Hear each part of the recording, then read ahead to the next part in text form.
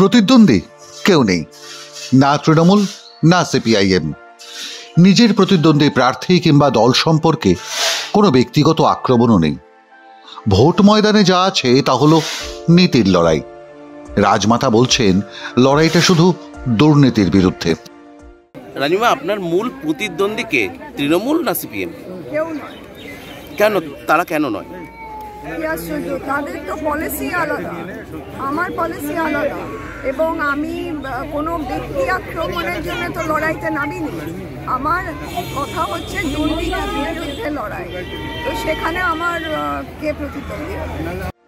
কৃষ্ণনগর লোকসভা কেন্দ্রের বিজেপি প্রার্থী অমৃতা রায় রাজমাতা বলে পরিচিত কৃষ্ণনগরে।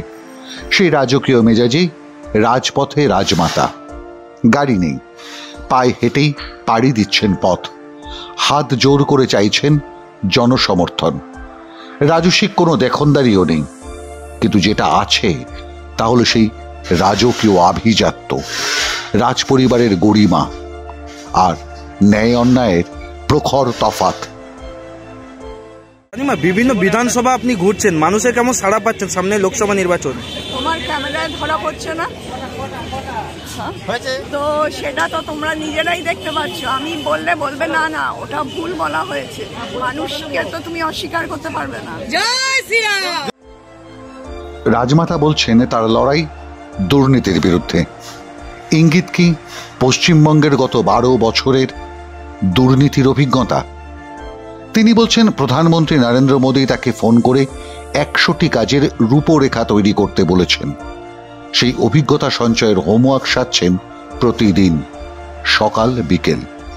পোড় খাওয়া রাজনীতির মানুষ নন বলেই হয়তো জানিয়ে দিচ্ছেন যে তার পরের লক্ষ্য 1, 2, 3 করে। আমাকে তো প্রধানমন্ত্রী 100টা কর্মসূচির কথা বলেই দিয়েছেন, তার মধ্যে অনেক আছে। এখন কি সবকটা বলা যাবে? একটা বলছি, করিমপুর টু কৃষ্ণনগর রেলপথ, এছাড়া আছে পলাশী সুগার মিলটা আবার বাঁচিয়ে তোলা, এরকম অনেক আছে। ভোটে জিতলে কি এগুলো কোনো কাজ হবে? হবে না।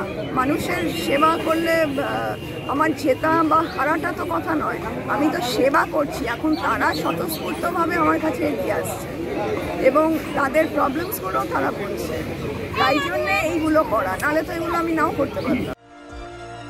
এদিনই কৃষ্ণনগর 1 নম্বর ব্লকের নৃসিংহপল্লীতে পুজো দিয়ে প্রচার শুরুর আগেই সাংবাদিকদের মুখোমুখি রাজমাতা খোলামনেই জানালেন প্রধানমন্ত্রী মোদীর দেওয়া কাজ এগিয়ে নিয়ে যেতেই তিনি জনসমর্থন চাইছেন কৃষ্ণনগরের মানুষের।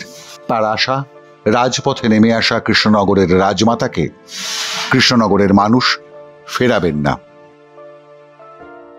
মাধ্যম ব্যুরো রিপোর্ট।